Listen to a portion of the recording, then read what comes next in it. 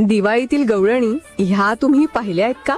तर दिवाळीच्या या पवित्र सणात आपल्या अंगणात रंग, शेण, फुले आणि निसर्गाचा सुगंध यांचं सुंदर मिश्रण म्हणजेच गवळणी. गवळणीचा उगम प्राचीन भारतीय परंपरेत आहे. गावांमध्ये शेण सहज मिळत असल्याने अंगण स्वच्छ ठेवण्यासाठी आणि निसर्गाशी नातं जपण्यासाठी ही परंपरा सुरू झाली. शेण हे पवित्र आणि शुभ मानलं जातं, म्हणून गवळणी या दिवाळीचं आध्यात्मिक सौंदर्य वाढवतात.